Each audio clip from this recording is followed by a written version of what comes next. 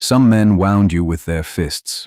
The clever ones do it with a kindness that costs them nothing and ruins you completely. When the magistrate sent the village schoolmistress up to Storncliffe Hall, into the house of a duke who had sworn that love was a fool's bargain, it was meant to be the last joke of that long winter. She would be turned out into the storm, shamed before the whole coast, and silenced for good. Instead, she stood dripping in his hall, her satchel split open at his feet, and the duke knelt to gather the children's ruined pages.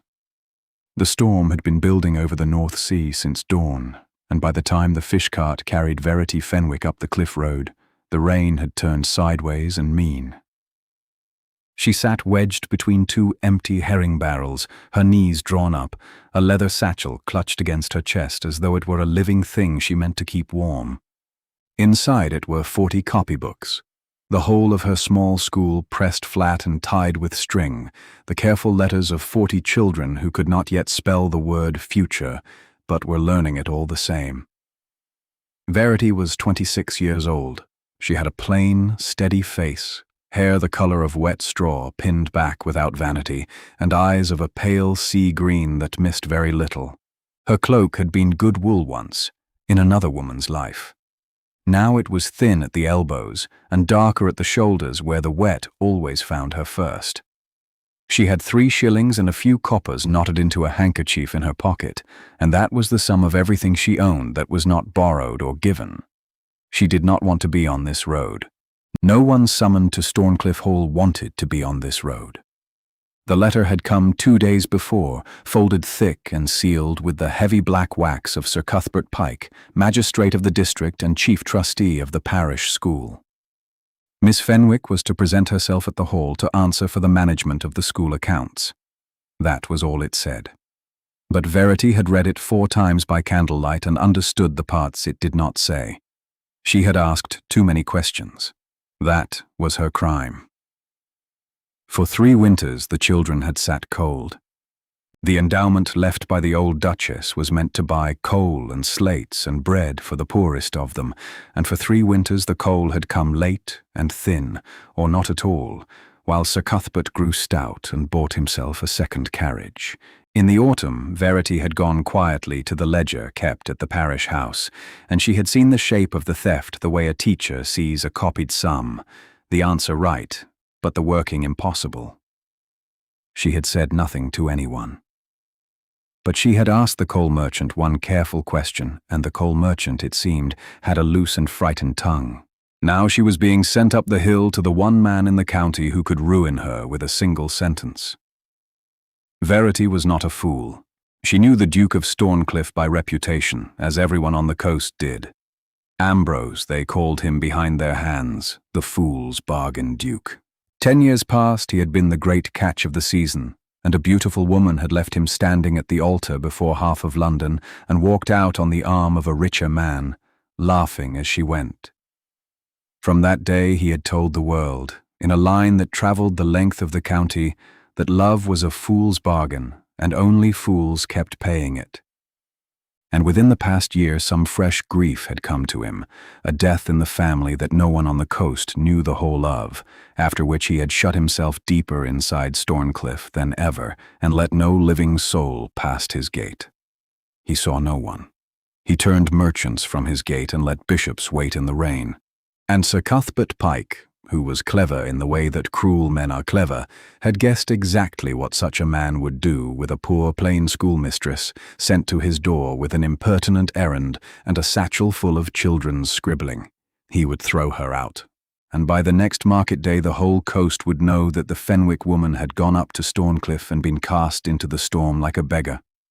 And no one would ever again believe a word she said about coal or ledgers or the good name of Sir Cuthbert Pike.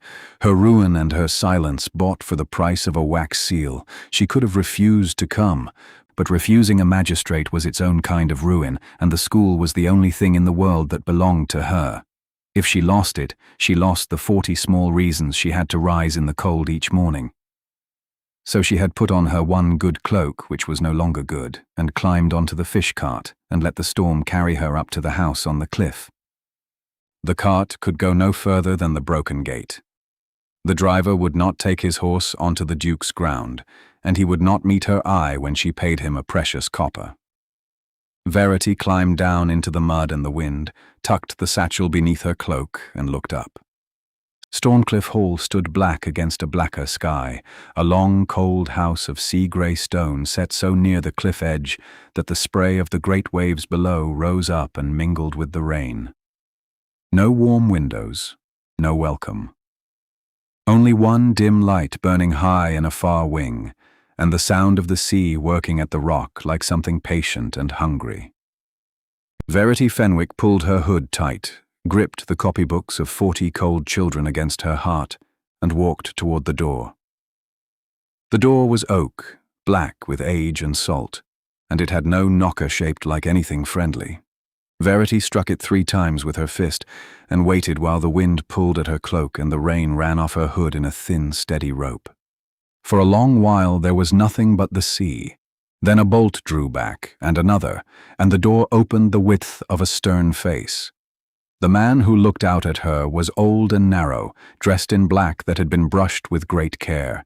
He had the still, tired eyes of someone who had spent a lifetime turning people away, and had long ago stopped enjoying it. He looked at her wet hood, her muddy hem, the sodden satchel bulging beneath her cloak, and he did not open the door any wider. "His Grace receives no callers," he said. His voice was quiet and final, a door in itself. "I am not a caller," Verity said. "I am an errand. There is a difference, and I think you know it better than I do." The old man's eyes moved over her once more. "Whatever your errand, it can be left with me. It cannot. I was sent by Sir Cuthbert Pike to answer to His Grace in person, and if I go back down that hill without having done so, it will be said that I never came at all." She kept her voice level and plain, the voice she used on a child who was frightened and pretending not to be. "I have walked a long way in poor weather to stand on a step and be refused. You may refuse me, but I would rather be refused by the Duke himself than by a good man doing an unkind thing at another man's order." Something flickered in the old face. Not warmth. Something older and more careful than warmth. "You do not know what you are asking," he said. "His Grace is not gentle with those who waste his hours." "I have 40 children who are cold," Verity answered. "I have long since stopped being troubled by ungentle men. They are far easier to bear than a cold child." The wind rose and threw a fistful of rain between them. The old servant looked at her for the space of 3 slow breaths, and Verity understood that she was being weighed, and that the weighing was honest. Then he stepped back and drew the great door open.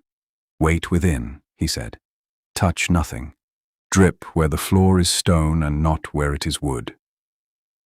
She stepped over the threshold into a hall so vast and dim that her own breath seemed loud in it. The air smelled of ash and old wax and the sea. There were no candles lit but one, far down a corridor of shut doors, and the great staircase climbed up into a darkness she could not measure.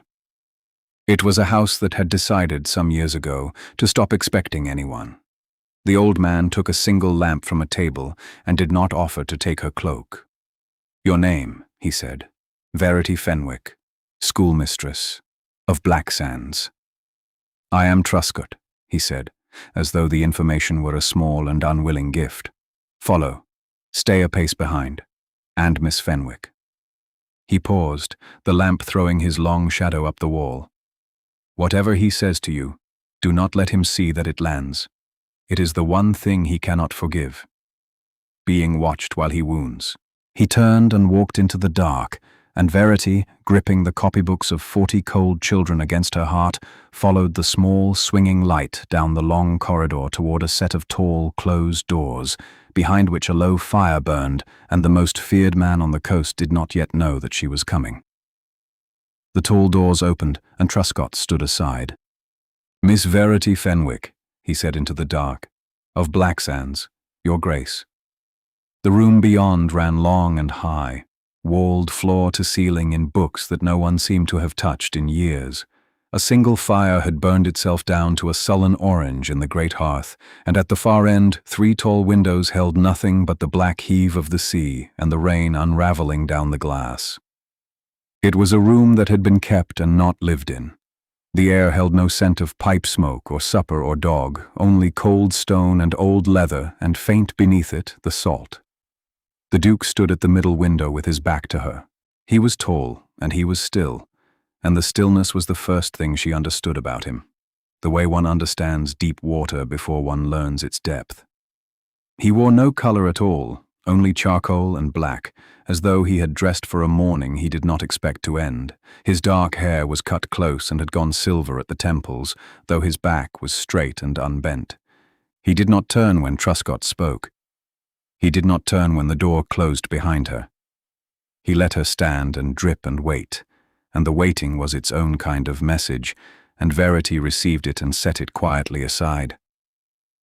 "Sir Cuthbert Pike sends me, Your Grace," she said. "I know what sends you." His voice was low and even and entirely without warmth, a voice that had said cutting things so often it no longer needed to raise itself to cut. "The whole coast knows what sends you.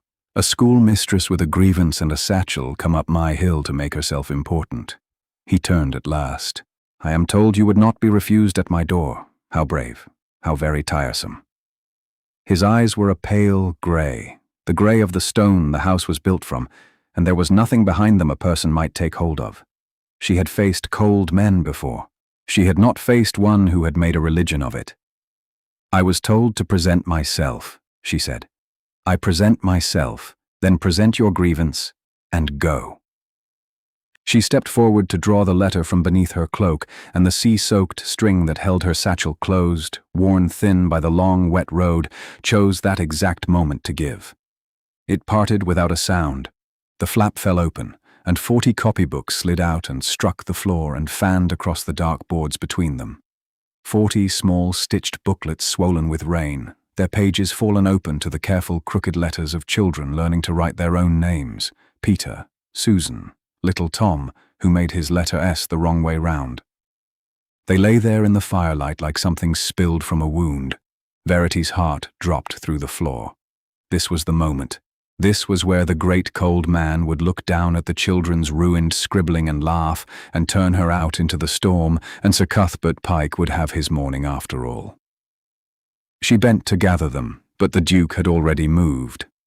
He crossed the room in a long, quiet stride, and before she understood what he meant to do, the Duke of Storncliffe went down on one knee on the hard floor beside her and began to gather the children's copybooks into his own 2 hands. He did it carefully. He lifted each swollen booklet without crushing it, tapped its wet pages square, and did not once handle them as though they were beneath him.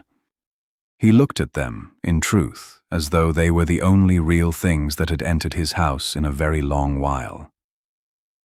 He stopped at the one belonging to little Tom, and his thumb came to rest a moment on the backward S. Then he raised his pale eyes to hers, and for the first time there was something behind them, and it was not contempt, and it was not warmth, and Verity could not have named it, but it made the breath go still in her chest. "Whose are these?" he said quietly. It was not quite a question. "They belong to my school," Verity said, "to the children of Blacksands. That is what I keep, Your Grace, not a grievance. Them." He did not answer at once. He gathered the last of the copybooks, rose without effort, and set the whole wet stack on a table near the fire with a care that matched nothing she had ever heard said of him. Then he held out his hand, palm upward, and she understood that he wanted the letter. She gave it to him. He broke Sir Cuthbert's black seal with his thumb and stepped nearer the firelight to read. Verity watched his face and made herself breathe. This was the letter meant to finish her.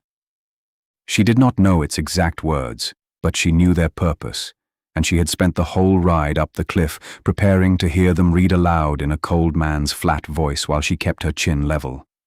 He read the first side. He turned it over. He read the second. His expression did not change. That was somehow worse than a sneer she could have met. This flat grey attention gave her nothing to push against, and she felt the old dread climb, the schoolroom dread of a child standing before the desk, waiting to be told she was bad. When he finished, he did not throw it into the fire. He folded it along its creases with 2 precise movements and tapped the edge once against his palm. "Sir Cuthbert writes," the Duke said, "that you have been stealing the coal money from my mother's endowment, that you are a woman of low character and wilder imagination who spreads slander against her betters to hide her own theft. He submits you to my judgment as patron of the Foundation, being confident that I will know how to deal with a grasping and hysterical spinster." He looked up. He underlines the word hysterical. He was good enough to underline it twice. The coal in her stomach turned to ice. It was worse than she had feared because it was so precisely aimed. Send the honest woman to the man famed for despising women, wrapped in the very accusation that was the mirror of her own, and let his contempt do the work no court ever would. "It is not true," she said.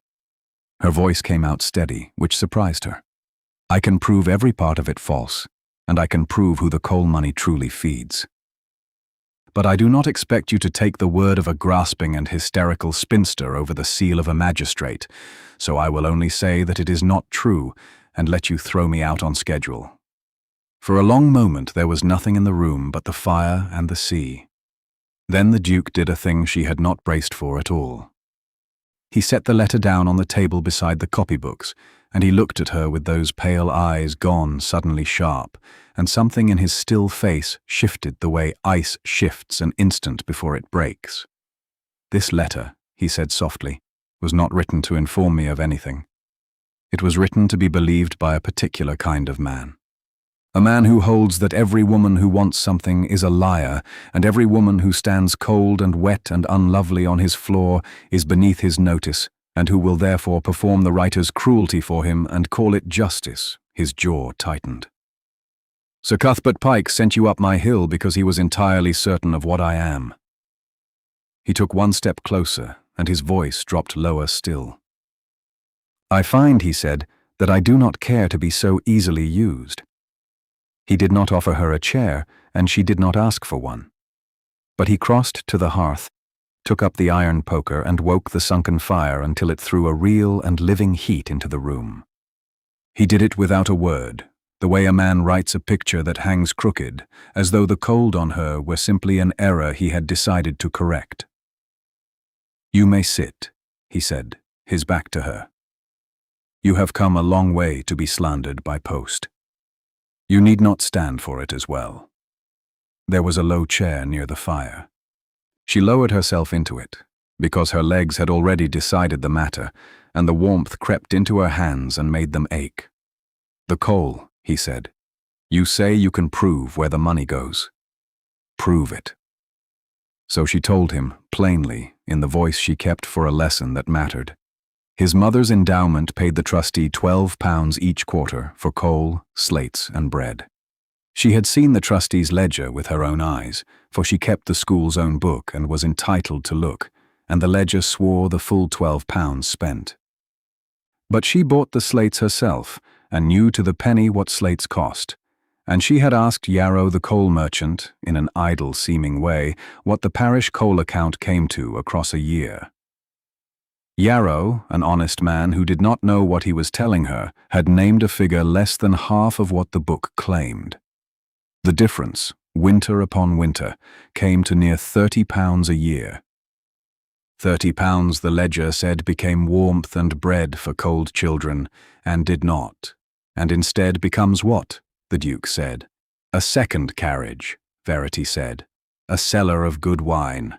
I do not know the whole of it. I know the children sit in their coats indoors from November to March, and I know Sir Cuthbert Pike has grown very comfortable administering their warmth. The Duke was quiet.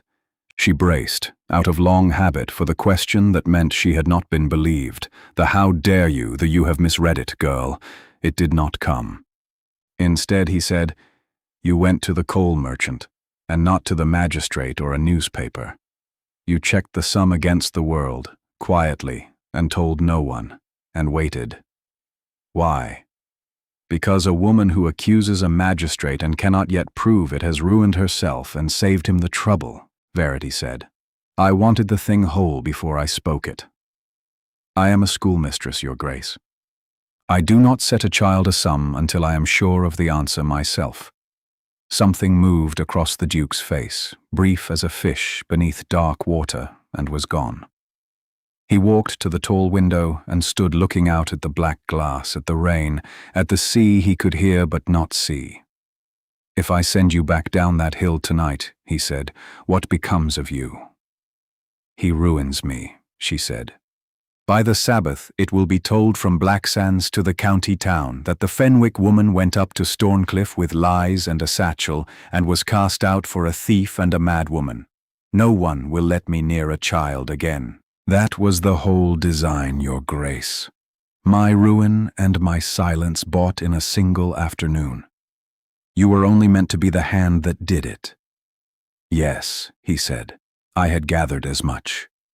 He turned from the window, and the cold in his face for once was not aimed at her, but at something further off and older, and it made him look almost like a man, and not a monument. "I dislike being made another man's instrument," he said. "Sir Cuthbert Pike has made a careful study of what I am and spent it against a woman who came into my house troubled, before her own skin, about 40 copybooks. He was not wrong about what I am. He was wrong to imagine I would enjoy being it for his benefit." He came back toward the fire and stopped across the hearth from her. "I have a proposal, Miss Fenwick, and I will make it plainly, but first you will hear a thing I do not tell, and you will keep it." Verity met his pale eyes and said nothing, which he took for the promise it was. "I had a brother," he said, "Crispin, younger than me by 6 years, and worth 10 of me. He married a gentlewoman with no fortune, against all counsel, for the plain reason that he loved her, and for 1 year they were happier than I have ever seen human creatures be. Then she died of a fever in the spring, and my brother, who had built his whole heart upon her, could not carry a world without her in it. And he was gone himself before the year was out, of a grief no physician could name or mend. In the going, they left one thing behind: a son." Verity's chest tightened. "How old?" she said quietly. 7, the Duke said. "His name is Corin. He has lived under this roof 11 months, since the second grave was filled, and in those months he has not spoken one word. Not to me, not to Truscott, who has known him since his birth, not to the physicians from York, nor the specialist I paid a great sum to bring from Edinburgh, who examined him 2 days and told me the child was likely simple and had best be sent somewhere quiet. He did not say it kindly. The fire cracked. Far above, a shutter moved in the wind. He is not simple, the Duke said. He reads. He builds whole cities out of kindling on the nursery floor and knocks them down in a particular order. He weeps without a sound, which is a thing no child of 7 should have learned. There is a whole person inside that silence, and it is drowning, and every clever man I hired saw only a problem to be solved. You did not see a problem when the satchel spilled. You saw Peter and Susan and little Tom, who cannot yet manage his S. I watched you see them. Verity understood then what was being asked, and it took the breath from her. You wish me to teach him, she said. I wish you to reach him, the Duke said. Teaching may come after or not. I have given up on the after. I would settle for one word. And in exchange, Verity said, because she had learned that a bargain named aloud is a bargain that keeps. In exchange, you remain at Storncliffe, under my roof and my name, as the appointed teacher of my ward. And that is also the answer to Sir Cuthbert Pike, though I did not choose it for his sake. Consider what becomes of his tidy story. The Fenwick woman was not cast out for a thief. The Duke of Storncliffe looked at her and kept her, and set her over his own brother's child, and put his name at her back like a wall. When you speak of the coal now, you will not speak as a ruined spinster. You will speak as mine, not in the way his filthy letter means, in the way a fact is mine. Let him try to unpick that from his warm parlour. The 40, she said, my children in Blacksands. I will not buy my own safety by leaving them to the curate's cousin and the cold. The Duke looked briefly close to approving and mastered it at once. You will not have to, he said. I am patron of that foundation. My mother built it, and I have neglected it 10 years to my shame. The coal will be looked into. Sir Cuthbert Pike has administered his last winter of other people's warmth. You have my word, and I give my word rarely enough that it has kept its value. There is one thing you should know of me before I take your bargain, he said, and his voice went flat and hard, as though he were closing a door left open too long. I do not keep soft feelings here. I had a great deal of belief in the tenderer sort of thing once, and it cost my brother his life and the last of my patience, and I have since concluded that love is a fool's bargain, and only fools go on paying it. You will be well housed and well paid and safe. You will not mistake any of it for affection, because there is none in me to give. Are we agreed? Verity rose. She was small before him, and wet through, and she had 3 shillings knotted in a handkerchief, and she looked up into the coldest face on the coast without a flicker. We are agreed, your grace, she said. And I will make you no promises about the boy, for I make none I am not sure I can keep. But I will tell you what I told the letter. It is not true, the thing you have just said of yourself. You knelt on your own floor for 40 copybooks that were nothing to you.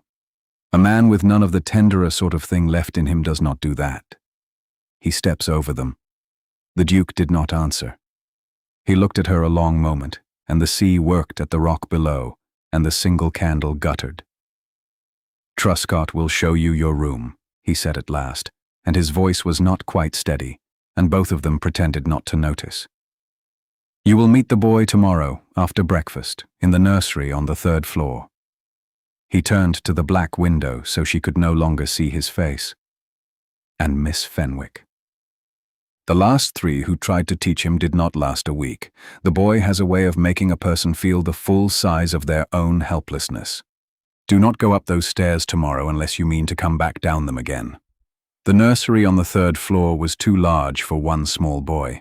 It ran the width of the east wing, cold and high-ceilinged, with tall windows that looked straight onto the grey heave of the sea, so that a child lying in the narrow bed at night would hear nothing but water working at stone. Someone had once meant it to be cheerful. There was a rocking horse gone grey with dust in the corner, and a shelf of picture books no hand had touched in a long while. The fire was small and mean. Verity noted the fire first, the way she always did. Corin sat on the bare floor in a square of thin morning light with a basket of kindling beside him, and he was building. He did not look up when she came in. He was a slight boy, dark-haired, with his uncle's grave grey eyes set in a face still round with childhood, and he built with a concentration so total it was almost frightening in a creature so young. Verity stood a moment in the doorway and watched, and then she did the thing none of the clever men before her had thought to do. She did nothing. She did not announce herself, or crouch down brightly, or ask him whether he would like to say good morning. She crossed the room without hurry, lowered herself to the floor a little distance from him, arranged her skirts, and waited. For a long while the only sound was the small dry click of kindling laid on kindling. She watched what he made. It was a town. She understood that slowly, the way one comes to read a foreign hand. There was a row of low houses set along a curve, and behind them a rise, and at the near end a squat building longer than the rest, set apart, with a straight stick laid flat before it like a jetty. He worked from the same corner each time and laid the pieces in the same order, and when the town was whole he sat and looked at it. Then he took it down. He did not sweep it away in temper. He removed the pieces in the reverse of the order he had laid them, last to first, gravely, the way a verger snuffs candles, and set them back in the basket, and began again. He built it 4 times while she sat there and said nothing. On the 5th building she moved. She reached into the basket, took a single piece of kindling, and set it down at the edge of his town, out past the last house, where the empty floor was. Then she drew her hand back and folded it in her lap and made herself very still. Corin stopped. He looked at the piece she had placed. He looked at it a long time, and Verity kept her eyes on the town and not on his face, because she had taught frightened children for 6 years and knew that a gaze is a kind of pressure, and this was not the moment for pressure. At last he reached out and with one finger he moved her piece. He did not throw it aside. He slid it 2 hands to the left and turned it and set it square against the last house in the curve, where it belonged, where it had always belonged in the true town this was a copy of. Then he took his finger away and went on building. Verity let out a breath she had not known she was holding. He had corrected her. It was nothing. It was everything. Behind the silence there was a boy who knew where things belonged and minded that they be placed truly, and who was willing once to reach across the empty floor and teach her. She came the next morning, and the next. She did not push. She learned his town the way she would learn any language, by listening before she spoke. She saw that the long building set apart was a chapel or a school, and that the flat stick was a jetty, and that this was a fishing place like her own Black Sands, built and unbuilt each day so that it would not be lost. She did not say so. She simply began quietly to be useful to the town. She fetched pieces before he reached for them. She held the basket. On the 4th day, she brought up one of the rain-buckled copybooks from her own school and set it open on the floor between them while he built, and read aloud in a low, even voice, not to him exactly, only into the room, the plain first sentences Peter and Susan had labored over. The cat sat. The boat is on the sea.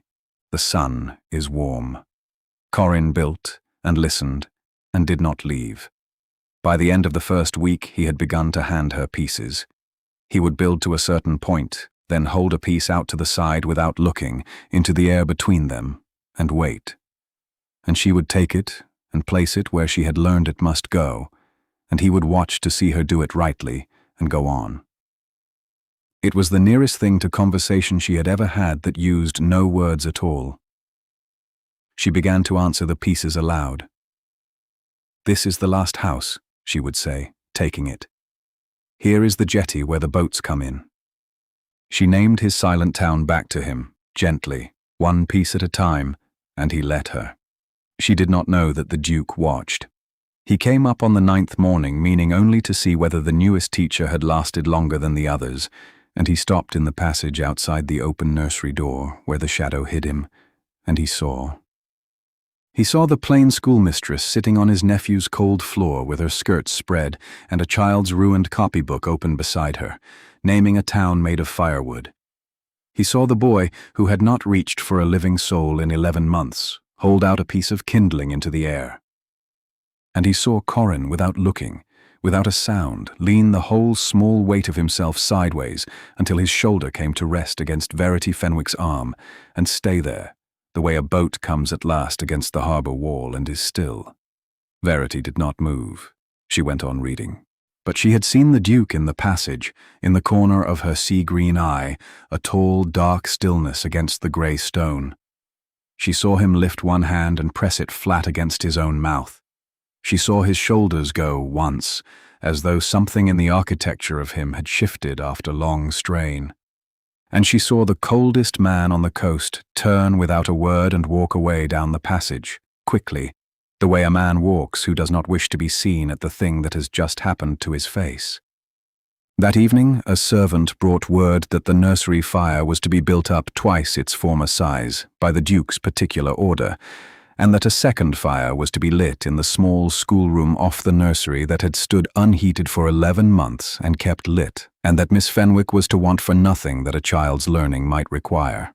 Verity received the message standing in the warm and understood that she had been thanked by a man who could not say the words, in the only language the House of Storncliffe had left, which was the language of fire against the cold. She should have been glad, and she was. But she stood at her own small window that night and looked down at the Black Sea and thought of the boy's shoulder against her arm and the Duke's hand against his mouth, and felt the first cold breath of the thing she had sworn never again to risk. She was beginning to belong somewhere, and everything she had ever belonged to had been taken from her by someone who thought it was theirs to take. The weeks that followed were the strangest peace Verity had ever known. There was a shape to the days now. She breakfasted early, alone or sometimes with the Duke, who spoke little and read his correspondence and did not once, in all that time, look at her the way Sir Cuthbert's letter had promised he would. She spent her mornings on the nursery floor building and unbuilding a town of firewood. In the afternoons, she taught the boy his letters at the little schoolroom table, sitting beside him and not across from him, and though he did not read aloud, she knew he read, for when she pointed at the wrong word by mistake, he would frown and touch the right one.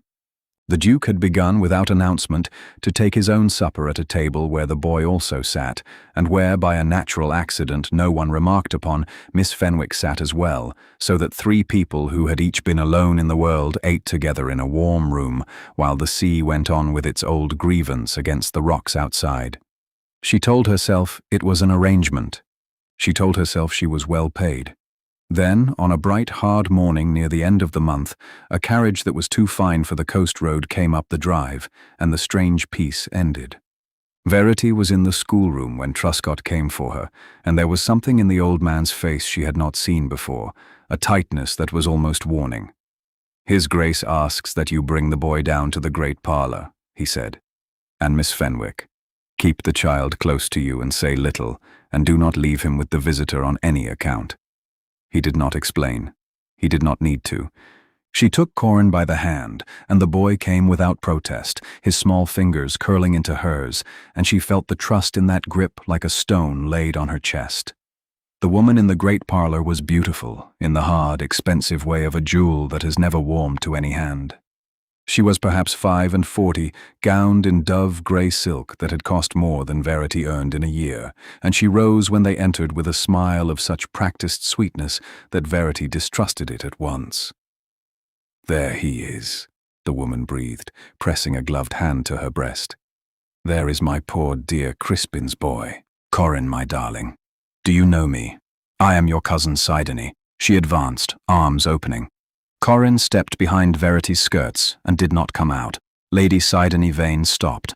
Something flickered under the sweetness, quick and cold, and was smoothed away. "Well," she said with a small laugh, "he is shy. They said he was shy." The Duke stood by the window, still and dark, and said nothing, and let her talk. And Verity was learning to read that silence, and did not like what it foretold. "I have come a very long way, Ambrose," Lady Sidonie went on, turning to the Duke, "because I could no longer sit in Bath and do nothing while the whole county whispers of this house." She let her gaze travel to Verity, and down her plain grey gown, and up again, and the sweetness curdled by a degree. "They tell me the child still does not speak. 11 months, and not a word. They tell me you have dismissed the physicians and set a village schoolmistress over him instead. A woman, I am given to understand, who arrived here under a cloud of some scandal of her own." She smiled at Verity. "Forgive me, my dear. I am sure it is all a great misunderstanding." "There is no misunderstanding," the Duke said. His voice was very quiet. "Say what you have come to say, Sidonie." The beautiful face hardened into its true shape at last. "Very well," she said. "I have come to say that this cannot continue. A mute child, neglected in a cold house on a cliff, in the sole care of a recluse who receives no one, and a woman of low character with no claim to him at all. It is not fitting. It is not safe. Crispin was as much my blood as yours, and his son has a fortune coming to him from his mother's people that wants a proper guardian, and I mean to see he has one." She drew a folded paper from her reticule and held it up. "I have taken advice, Ambrose. I am petitioning the Court of Chancery for the guardianship of Corin Vane, and I do not think, given the state of this household and the company you keep, that any judge in England will find against me." The word fortune had told Verity everything. She had wondered what a woman like this could want with a silent, grieving child. And now she knew, because she had heard that exact note in Sir Cuthbert Pike's ledger. It was the note of a person to whom a child is a sum of money wearing the inconvenient shape of a boy. She should have kept silent. Truscott had told her to keep silent. But she felt Corin's fingers tighten in hers, and she felt the small tremor go through him at the word guardianship, which meant he understood. Which meant he had understood every hard word the beautiful woman had said, and something in Verity that had been bent low for 10 years stood up. "He is not neglected," Verity said. Lady Sidonie turned as though a chair had spoken. "He is not neglected, and he is not mute for want of proper care," Verity said again, and her voice did not shake. He does not speak because his mother and father died within a single year, and no one in the world thought to sit on the floor with him and let his grief be as large as it is. He is teaching himself to bear it in the only way a child of 7 can, and it is slow. And it is not helped by strangers who reach for him with open arms and call him a poor dear thing over his own head, as though he were deaf and not silent. He hears everything. He is hearing you now. The parlor was very still. "And who," said Lady Sidney softly, "are you to lecture me on my own blood?" "I am the person he leaned against," Verity said, "which is more than he has done for anyone else in 11 months, and I will not apologize for it." For one heartbeat the mask was entirely gone, and the thing beneath it looked at Verity with a hatred so pure it was almost clean. Then the silk composure came down again, and Lady Sidoni turned to the Duke with a terrible little smile. "You see," she said, "you see how it is. The woman answers for the child as though she were his mother. In front of a witness, she overrides his own family. This is precisely what the court will wish to hear of, Ambrose. A household without order, a ward without a proper guardian, and an ambitious woman who has made herself indispensable to a rich and lonely man." She gathered her reticule. "I shall be at the ship in the county town until Thursday, in case you should wish to discuss terms before the lawyers make discussion expensive. Guardianship, and a suitable allowance from the boy's estate to the one who guards him. That is all I ask. It is very reasonable." She swept toward the door, and there she paused, and delivered the stroke she had plainly saved. "Oh, and Ambrose," she said, not turning, "you should know that your schoolmistress is not so unknown to me as she pretends. Before I came north, I took the trouble to write to the magistrate of her own district, a Sir Cuthbert Pike, a most obliging and forthcoming gentleman, who assures me the Fenwick woman is a proven thief run off from a scandal of coal money and false accusations. He was good enough to offer his sworn word to that effect, should any court require it." She smiled at Verity one last time. "It is a small world, my dear, and a cold one for a woman with no name to stand on. Good morning." The door closed behind her. Her carriage wheels ground away down the drive, and the sound faded into the sea. Verity stood holding the boy's hand, and the warm parlor had gone cold around her, because she understood now that the trap she had walked out of a month ago had never truly opened its jaws. It had only widened them.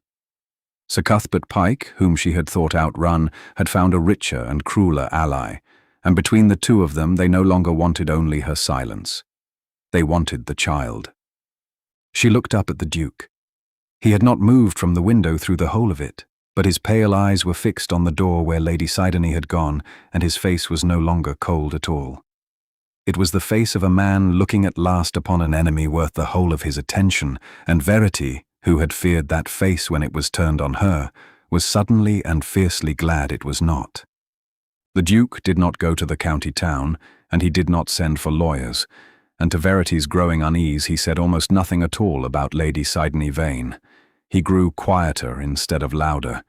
He shuts himself in his study for long hours with the door closed, and twice a rider went out from Storncliffe at first light and did not return until dark. And when Verity asked carefully what was being done, the Duke only said, "I am seeing to it," in a voice that closed the subject like a lid. She had to be content with that.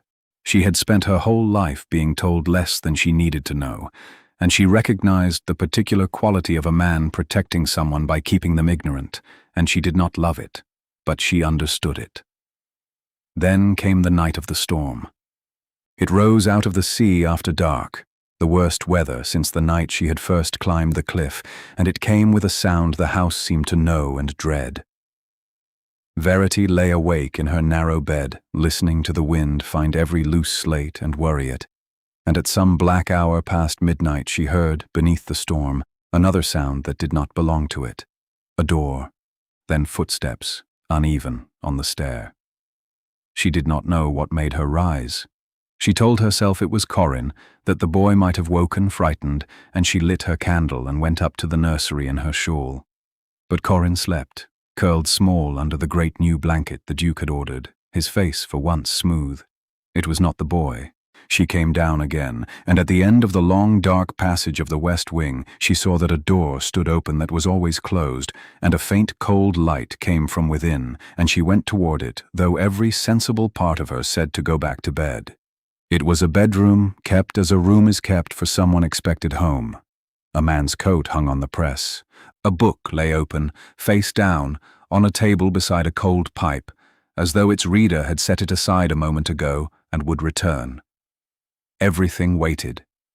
And in the midst of it all, the Duke of Stormcliffe sat in a chair in the dark with no fire and no lamp, his elbows on his knees and his head bowed into his hands, and he was so entirely still that for one terrible moment she thought something worse than grief had happened. Then he spoke, without lifting his head, in a voice scraped down to nothing. "Go back to bed, Miss Fenwick." She did not go. She came into the room, and she saw the dead grate, and she understood that he had been sitting in the cold and the dark on purpose, the way his nephew unbuilt a town on purpose, because there are wounds a person must go into and not around. She did not tidy the room. She did not draw the curtain or write the fallen book or say any of the small managing things that would have made his grief her problem to solve. She only set her candle down on the table so that there was one small light in the room where there had been none, and then she sat down in the other chair, the one that waited, and she stayed. For a long time neither of them spoke, and the storm went on outside. "This was his room," the Duke said at last. "Crispin's. He died a year ago tonight. He did not shatter. He was too worn for that." There was only the flat, terrible steadiness of a thing said in the dark to someone who will not flinch. "I have not been able to have it changed. I tell myself I will, and then I cannot bear the man who would give the order." "I am sorry," Verity said. She did not say it wasn't your fault. She did not yet know whether that was true, and she would not insult him with comfort she had not earned the right to give. "You do not understand," he said. "And I find tonight that I want one living person to understand it, and you are the only one under this roof who has never once looked at me with pity, so it will have to be you." He raised his head. In the single candle his face was not cold at all. It was ruined. When Crispin told me he meant to marry a penniless girl for love, I told him he was a fool. I told him, in this house, in words I have not been able to stop hearing, that love was a fool's bargain, and that he was paying everything he had for a handful of pretty weather that would not last. I was so certain. I had been made a fool of myself before all of London, by a woman who laughed as she left, and I had built my whole self around never being that fool again, and I could not bear that my gentle idiot brother would walk into the same fire smiling. So I was cruel to him. I was cruel to be right. And he went and married her anyway, and he did not speak to me again for the last 2 years of his life, because I could not unsay it, and I was too proud to try. The wind threw itself against the window. Verity did not move. And the terrible thing, the Duke said, and now his voice did break once and he mastered it, the unforgivable thing, is that he was happy. For 1 year, he was happier than I have been in the whole of my life. And then she died, and he died of it. And I stood at 2 graves in 1 12-month, knowing that the last large thing my brother heard from me was that his happiness was a fool's bargain. And I do not know, Verity. I have sat in this chair on this night for a year, and I do not know whether I was wrong or whether I was right, and it is worse to be right, because if love is a fool's bargain, then my brother was a fool, and it killed him. And if it is not, then I drove away the only person I loved for the last 2 years of his life over a lie I told to keep myself safe. There is no answer to that a man can live beside, so I do not answer it. I only sit here once a year and let it be as large as it is. He had used her name. She noticed it the way one notices a change in the weather, without comment, in the body. Verity was quiet a long moment, because he had given her something true, and he deserved a true thing in return, and not a kind one. "You are asking the wrong question," she said at last, gently. "You keep asking whether love is a fool's bargain, as though the answer would tell you what to feel. But your brother already answered it. He had 1 year. He knew better than you or I exactly what it would cost him if he lost her, because he was not a stupid man, whatever you told him. He knew the whole price, and he paid it anyway, with his eyes open, and he was happy. That is not a fool, Your Grace. A fool is a man who does not know what he is paying. Your brother knew, and he judged the year worth the grief, and the only person in this story who has decided he judged wrongly is you, sitting alone in the cold, refusing to spend a penny in case the world laughs. She looked at him steadily. He did not think he made a fool's bargain. He thought he made the only bargain worth making. His grief was not the proof that he was wrong. It was the size of how right he had been. The Duke stared at her. Something moved in his ruined face, some long frozen thing beginning, painfully, to give. He reached out across the dark space between the two chairs. He did not take her hand so much as lay his own open upon the arm of her chair, palm up, an offering he plainly did not know how to make, from a man who had spent 10 years making none. And Verity, who had sworn on this very cliff never again to risk belonging to anyone, looked at that open hand for the length of one breath, and then she laid hers into it. His fingers closed around hers. That was all. Neither of them moved nearer. But in that cold room where his brother's book still lay open and waiting, something that had begun as a bargain to trick two greedy people quietly ceased to be a bargain at all, and both of them felt the exact moment it happened, and neither of them said a word, because some things are only true so long as no one names them aloud. Outside, the storm began at last to fail. They came together, in the end, which was how Verity knew the last of the truth. It was a still white morning 3 days later, when 2 carriages climbed the drive and stopped before the great door, and out of the first stepped Lady Sidonie Vane in her dove-grey silk, and out of the second, stout and florid and pleased with himself, stepped a gentleman Verity had last seen behind a magistrate's table in a cold parish room. Sir Cuthbert Pike had put on his best coat to come and finish her. He did not know yet that he had walked up the wrong hill. Truscott showed them into the great parlour, where the Duke stood by the tall window as he always stood, and where Verity waited with Corin's hand in hers, because she had refused, this time, to be sent away, and the Duke had not made her go. Sir Cuthbert's small eyes found her and lit with an ugly satisfaction. "Ah," he said. "So it is true." He turned to the Duke and made a bow too deep to be respect. "Your Grace, I had scarce credited Lady Sidonie's account that a man of your name would harbour a creature I myself was forced to turn out for theft, but I see the woman has lost none of her talent for attaching herself to her betters. It is well I came. Between us, Lady Sidonie and I mean to set this house to rights." "Do you?" said the Duke. He did not turn from the window. "We do," said Lady Sidonie, and she drew out her folded paper again, and this time there was a second document with it, closely written. "My petition to Chancery for the guardianship of my cousin's son, and Sir Cuthbert's sworn deposition as to the character of the woman you have set over him. A magistrate's word, Ambrose, that she is a thief and a slanderer. No court will leave a vain child in a house guarded by such a person." She let the sweetness fall away entirely now, sure of her ground. "But we are reasonable people, and lawsuits are tedious and public is the last thing this household can afford. So here is what we propose. You will cease this tiresome inquiry you have begun into the parish accounts, which distresses Sir Cuthbert and profits no one. You will make over the guardianship of the boy to me, with a proper allowance from his estate for his keeping.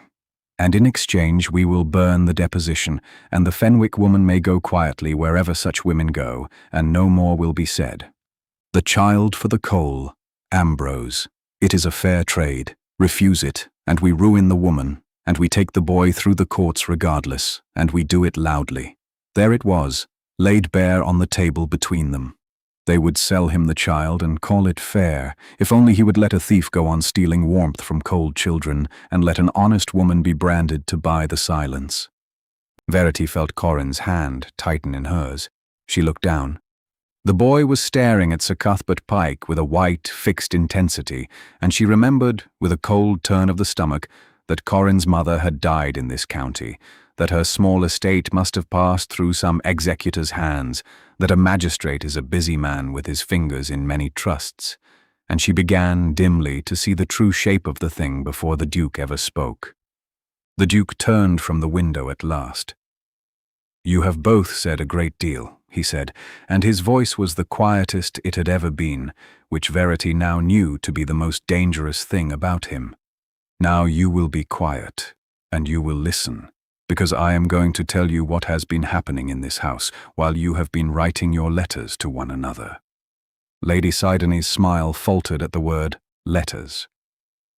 "3 weeks ago," the Duke said, "a schoolmistress came to my door with a satchel full of children's copybooks and a story about coal money that did not add up. She had done a careful, quiet thing.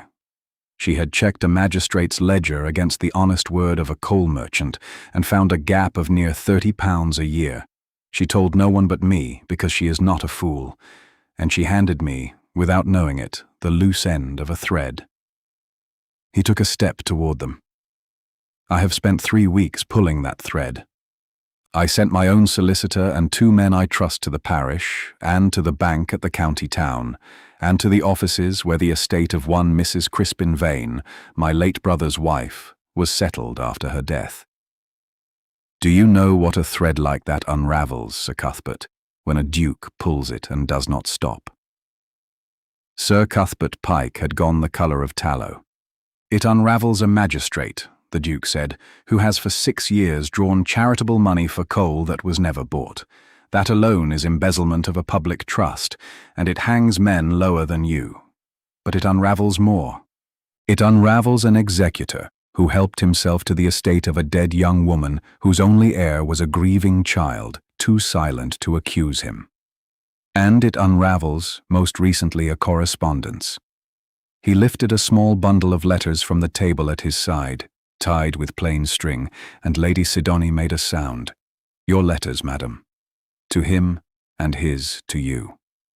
In which the 2 of you agree in your own hands to divide a boy's fortune between you. You to have the guardianship and the allowance. He to have your silence about the coal, and a share of the trust for arranging the deposition that would frighten off anyone who came too near." He set the letters down. "You did not conspire to save a neglected child. You conspired to rob one.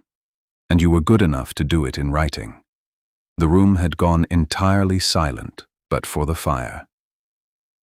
"This is slander," Sir Cuthbert managed. "This is a peer's word against a magistrate's, and I will have you in the courts for it. I will—" "You misunderstand," the Duke said, almost gently.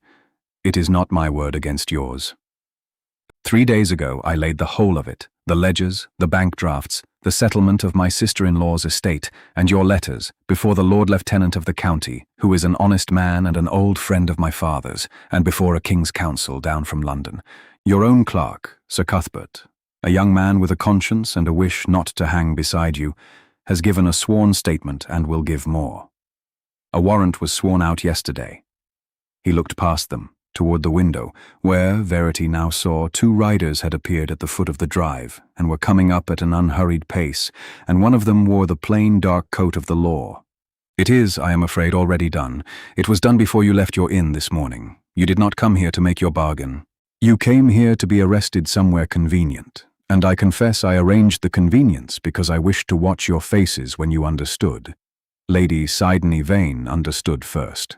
She snatched up her useless petition and her useless deposition and stood, her beautiful face gone grey and small, and for one instant she looked at Verity with the old, pure hatred, and then even that left her, because hatred requires a future to feed on, and she had just been shown she had none.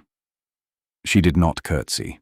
She went out past the incoming officer of the law without a word, and her carriage took her away, and the county would learn within the week that she had gone abroad and would not soon return. Sir Cuthbert Pike did not go so quietly.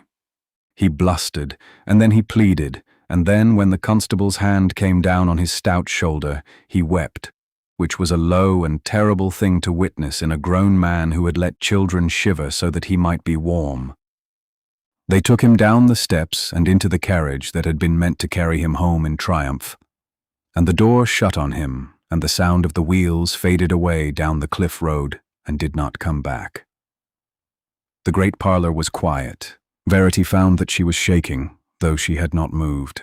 10 years of Sir Cuthbert Pike and his kind, 10 years of powerful, comfortable men to whom she and hers were a sum to be balanced, and it had come apart in the space of a single morning, undone by the one weapon such men never guarded against, which was an honest woman who checked a number and a proud man who, for once, spent his strength on something other than his own pride.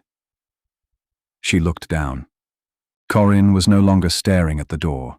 He was looking up at her and at the Duke, his small face working with something enormous, some pressure that had been building in him through the whole of that white morning, some word too large for a year of silence to hold any longer. The Duke saw it too. He went very still. "Do not frighten him," his stillness said. "Do not reach for it. Let it come." And Verity, who had spent her whole life waiting for good things that never came, held her breath and did not move, and waited to see whether the best thing of all was about to. It came the way the tide comes over flat sand, all at once and from everywhere. Corin let go of Verity's hand. He took one step away from her, and then another, and he looked from her face to the Duke's and back again, and his small chest rose, and a year of silence broke apart on a single word, cracked and rusty and enormous, the most beautiful word Verity Fenwick had ever heard a human creature say. "Stay." He said it to her. He said it with his whole body, his hands closing into fists at his sides, his grey eyes swimming. And the word came out of him rough as a thing dragged up from deep water, and having said it once he could not stop, and it came again and again, faster, breaking. "Stay, stay, don't go. Don't let her, stay." Verity was on her knees on the parlor floor before she knew she had moved, and the boy came into her arms and struck against her the way a wave strikes rock, and he wept, aloud now with sound, great tearing sobs that had waited a year for the road out, and she held him and rocked him and said nothing at all, because there was nothing to say that was larger than what he had already said. Over his dark head she looked up. The Duke of Stormcliffe stood above them with his hand pressed flat against his mouth as he had stood in the nursery passage, only now he did not turn and walk away. He came down slowly, the proud, straight length of him folding until he too was kneeling on the hard floor beside them, and Corin, feeling him there, reached out one hand without letting go of Verity with the other, and caught a fistful of his uncle's black coat, and held them both. And the Duke, who had not been reached for in more than a year, who had told a plain woman by his fire that there was no tenderness left in him to give, put his arm around his brother's son and bowed his head against the boy's hair and made once a sound that was not so different from weeping either. They stayed like that on the floor of the great parlor while the light moved on the walls, 3 people who had each been alone in the world, holding on. The word, once freed, did not go back. Corin did not become a chattering boy overnight, for the flood took time to find its banks. But he spoke now. He spoke first to Verity, and within days to Truscott, whom he had known all his life, and last and most carefully to his uncle, testing the word uncle in his mouth like a stone he was not sure would bear his weight, and finding that it would. He named the town of Firewood at last. It was Havenmouth, where he had been born, and the long building set apart was indeed a school, and Verity understood then that the boy had been building a schoolhouse on the floor every day of his silence, and had known a schoolmistress when she sat down beside him, and had been waiting, in the only way he could, for someone to come and teach in it. It was some days later, when the house had begun to learn the sound of a child in it again, that the Duke found Verity in the schoolroom after Corin had been put to bed.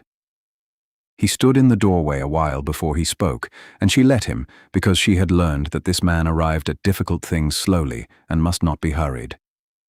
"You will be wondering about your position," he said at last. Verity kept her eyes on the copybook she was mending. She had been wondering. She had lain awake, wondering. The danger was past. The boy was safe. The thief was taken. And the school in Blacksands would be seen to. She had come here as a bargain struck against a common enemy, and the enemy was gone, and she was too proud to stay on in a rich man's house as a kindness, and too honest to pretend she had not, somewhere in the cold and the firewood and the storm, begun to want to stay for reasons that had nothing to do with wages. "I imagined," she said carefully, "that with Corin speaking you would have less need of a teacher, and I have been thinking where I might be useful next. There is my school. The 40. I should go back to them." "Yes," the Duke said, "about that. I have appointed a new trustee to my mother's foundation, an honest one, and the coal was delivered last week, a winter's worth, and the children are warm, and there is money now for a proper schoolhouse and a proper mistress's wage. It is all seen to." He paused. "I had thought to offer the post to you, and let you go back to your 40 in triumph, warm and paid and cleared of every lie that man told. It would be a good life. You have earned it 10 times over." Something in Verity closed quietly, like a hand. "Then that is settled," she said. "Thank you, Your Grace. When shall I—" "But I find," the Duke went on, as though she had not spoken, and now his voice was not steady at all, "that I do not want to offer you that post. I have been trying to want it because it is the decent thing, and I cannot." He came into the room. "I told you once by my fire that love was a fool's bargain and that only fools go on paying it. I have believed that for 10 years. I built a cold house on it and a cold life, and I called it wisdom. And then a woman walked up my hill in the rain with a satchel full of other people's children and knelt on my floor and taught a silenced boy to say stay, and sat with me in my brother's dead room and told me the truth I have been unable to tell myself. That my brother was not a fool, that he knew the whole price, and paid it gladly and was right to." He stopped before her. "I have spent a year not knowing whether love was worth what it costs. You answered it. And having been answered, I find I would rather be my brother, who had 1 true year, than myself, who has had 10 safe ones, and would trade the lot of them for what I saw on this floor 3 days ago." Verity had risen without meaning to. Her heart was going like a trapped bird. "I'm not offering you a post, Verity," the Duke said. He took her ink-stained hand in both of his, as he had done nothing so bold as in all the weeks before. "I am asking you to stay. Not as a teacher, though God knows the boy needs you, and not as a bargain, though I have never in my life made a wiser one. I am asking you to be my wife, and Corin's mother, in this house that you have already, without asking anyone's leave, filled with fire." He drew a breath. "I am done being wise. Marry me, and let us make the fool's bargain together, with our eyes open, the way the only happy people I have ever known made it. I will pay the whole price gladly. Only stay." Verity Fenwick, who had owned 3 shillings and a split satchel and 40 children's copybooks, and who had been sent up this cliff to be destroyed, looked up into the face that was no longer cold at all. "I told you the first night," she said, "that I make no promise I am not sure I can keep." She turned her hand in his so that her fingers laced through his own. "This one I am sure of. Yes. 100 times. Yes. I will stay." He kissed her then, in the small, warm schoolroom that had stood cold for a year, and it was nothing like the cruel bargains of the world outside, and outside the tall windows the sea went on against the rocks, patient and old, and for once no one in the house of Storncliffe was listening to it.